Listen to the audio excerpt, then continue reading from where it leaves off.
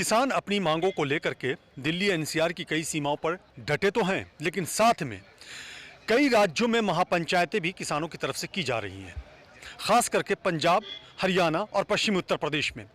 हालांकि अब तो ये भी खबर आ रही है कि पश्चिमी उत्तर प्रदेश से पूर्वांचल निकल गया है ये मामला, यानी कि वहाँ चला गया है और वहाँ भी महापंचायतें वहाँ भी हो रही हैं। दूसरे राज्यों में भी किसान नेता जा रहे हैं।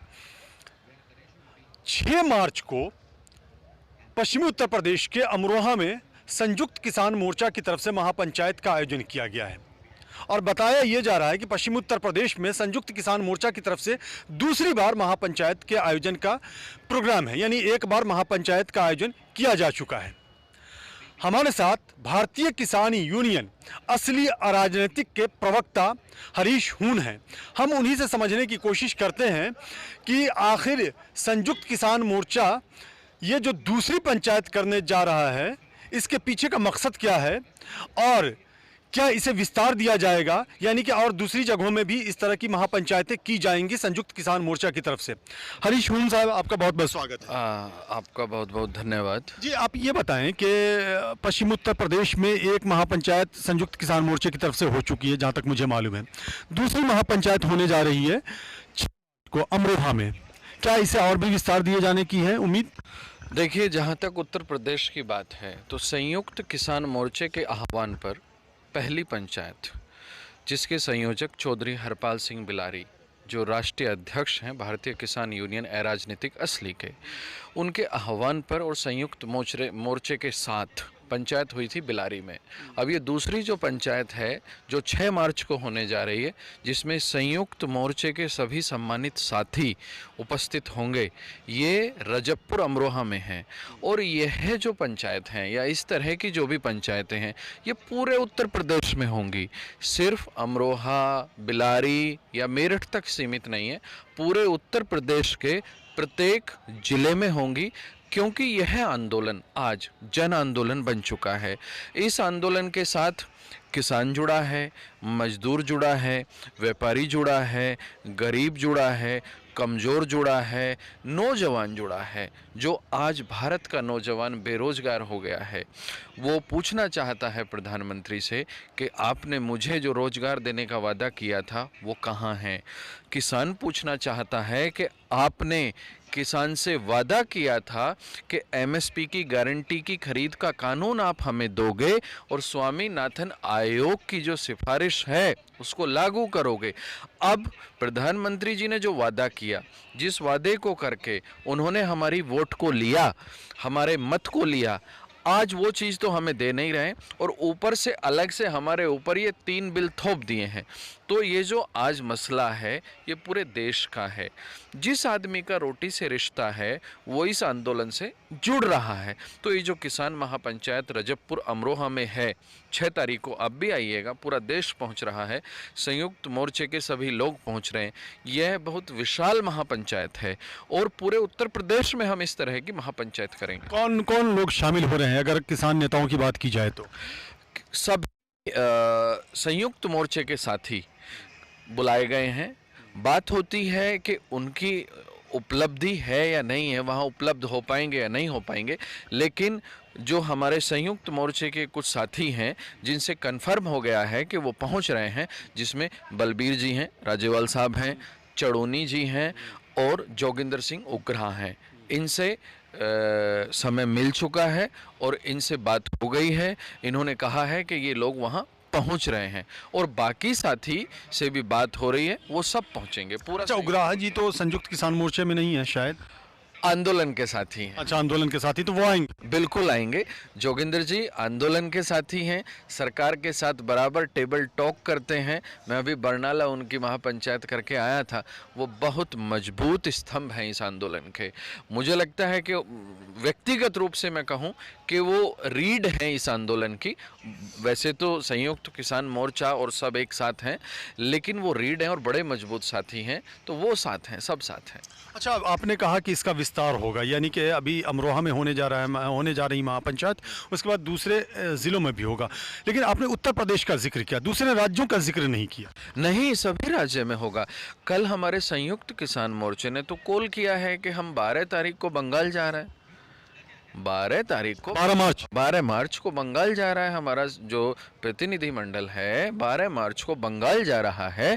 और बंगाल जो ये किसान महासभा हो रही है, जो सबसे बड़ी सभा करने की कोशिश है किसानों की, उसके बाद बंगाल में जितनी भी कॉन्स्टिट्यूंसी हैं, हर कॉन्स्टिट्यूंसी के लिए वहाँ से आदमी रवाना होगा उस महापंचायत से, और किसानों की बात जन जन तक पहुँचाएगा।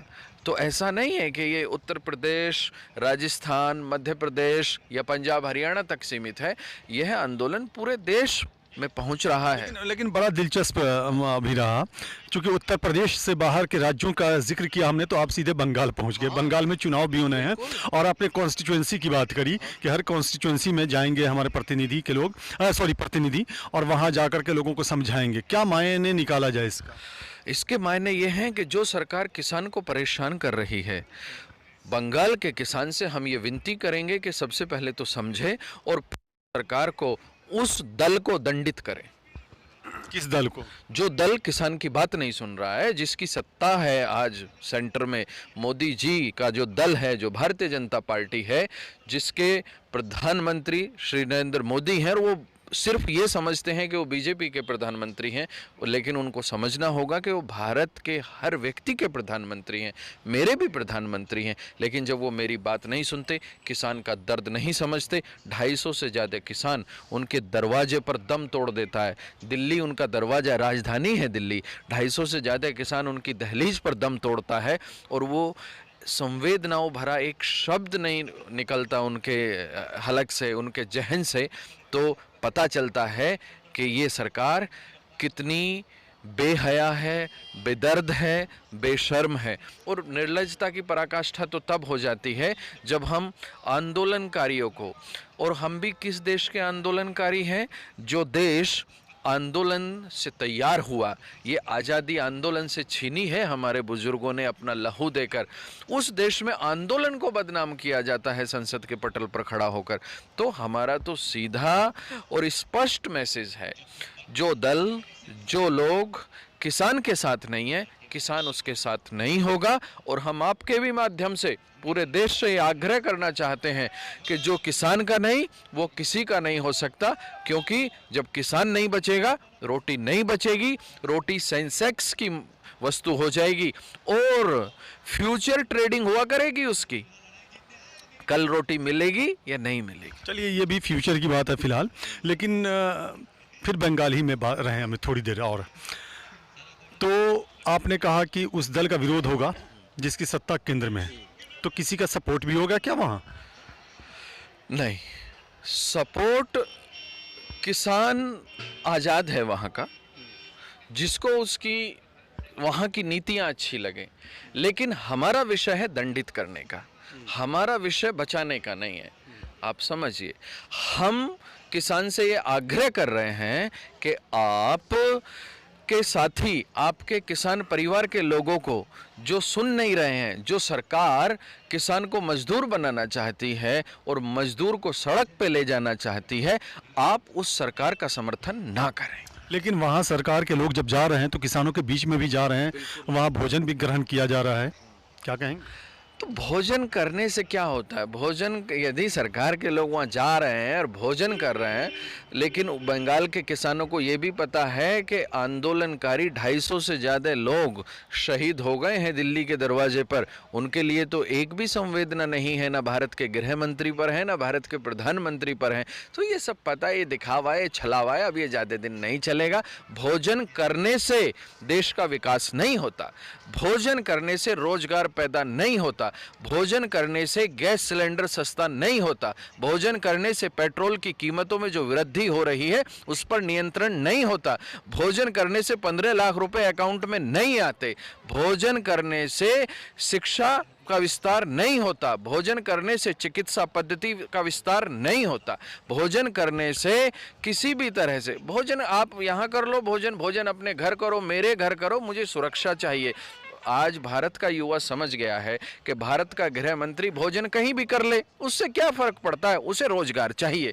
आज भारत का मजदूर समझ गया है कि उसको सस्ते दाम में गैस सिलेंडर चाहिए। लेकिन मैं रोकना चाहूँगा थोड़ा सा, चूँकि बंगाल में हम लोग बंगाल चले गए, हालांकि 5 राज्यों में चुनाव होने हैं, लेकिन गुजरात में अभी निकाय चुनाव हुए तो वहाँ तो ऐसा कुछ नज़र नहीं आया।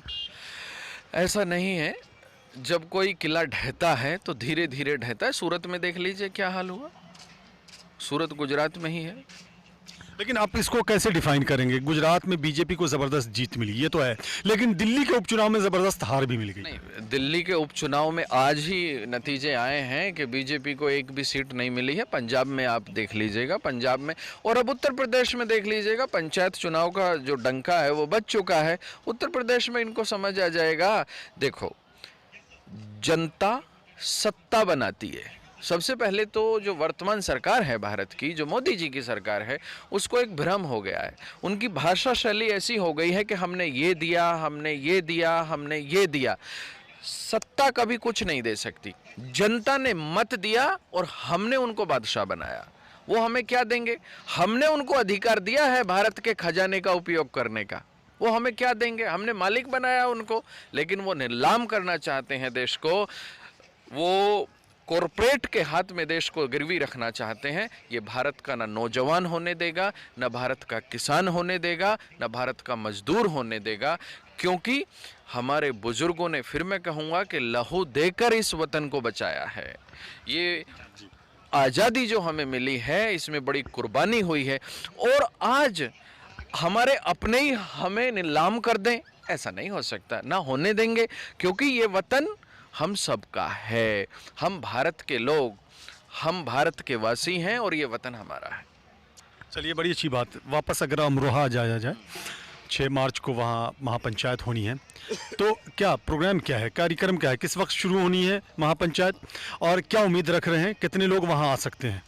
देखिए, जो महापंचायत बिलारी अमरोहा, जो महापंचायत रजबपुर अमरोहा में है, बिलारी में तो हो चुकी है, उसमें सुबह 11 बजे पंचायत शुरू होगी। आपके माध्यम से सभी को बताना चाहता हूँ। और पंचायत का जो कार्यक्रम है वो 4 बजे तक तो चलता ही है, 4-5 बजे तक, अंतिम वक्ता तक। जब तक अंतिम वक्ता अपने विचारों को, जो वहाँ किसान आएंगे, उन तक ना पहुँचाए। और यदि संख्या की बात करें तो आप आइएगा, तमाम रिकॉर्ड टूट रहे हैं। ये लोग पैसे देकर अपनी रैलियों में, और वादे करते हैं, झूठे वादे करते हैं कि 15 लाख तुम्हारे खाते में डालेंगे, 2 करोड़ रोजगार पैदा करेंगे, 100 स्मार्ट सिटी बनाएंगे, और ऊपर से पैसे देते हैं, तब जनता इकट्ठी करते हैं। और हम ना तो अपने किसान भाइयों को कोई वादा कर रहे हैं, ना हम महापंचायत में पेंशन बांटते हैं, ना हम ये कहते हैं कि गैस का सिलेंडर सस्ता होगा। हम तो सिर्फ एक ही बात कहते हैं कि वर्तमान सरकार तुम्हारे आने वाली फसल और नस्ल को नीलाम कर रही है। समझ लो, आज समझ लो या कल समझ लो। और भारत का किसान जाग चुका है पूरी तरह से। 6 मार्च के लिए कोई संदेश देना चाहेंगे किसानों को, या किसान के समर्थन में जो लोग खड़े हैं? 6 मार्च को मैं यही संदेश है कि उसके मत के खिलाफ यदि कोई दूसरा कोई मत रखता है तो उसका दमन किया जाता है, उसको दफन किया जाता है, और वही आज भारत में हो रहा है। तो सभी पहुंचिए, और खुली हवा में जीने की जो लोग इच्छा रखते हैं, खुली हवा में सांस लेने की जो लोग इच्छा रखते हैं, अपने वतन को आज़ाद रखिए। किसी अडानी अंबानी की जागीर मत होने दीजिए, वरना वो हमारी फसल को लूटेंगे, नस्ल को लूटेंगे, रोटी को छीनेंगे, और हमारी रोजी तो इन्होंने ख़त्म करी थी। चलिए, आपका बहुत बहुत शुक्रिया। तो ये हरीश हून थे, और ये भारतीय किसान यूनियन असली अराजनीतिक के प्रवक्ता हैं, जिनका साफ कहना है कि ये जो सरकार है हमारी नस्लों को भी बर्बाद करने की सोच रही है, और हमारा रोज़गार तो ये छीन चुकी है। और इन्होंने लोगों से अपील की है कि 6 मार्च को जो अमरोहा में संयुक्त किसान मोर्चा की तरफ से महापंचायत का आयोजन किया गया है, उसमें बड़ी संख्या में शामिल हों, अपनी उपस्थिति दर्ज कराएं, और इनका वही अंदाज़, वही बेबाक तरीका और वही विश्वास जो पहले दिन था वो आज भी है, और जैसा कि ये दिख रहा है वो आगे भी रहेगा। सरकार कब सुनती है, कब समझती है, ये देखने वाली बात होगी। कैमरामैन मनीष के साथ मैं फैज़ान फैज़ी, गाज़ीपुर बॉर्डर से।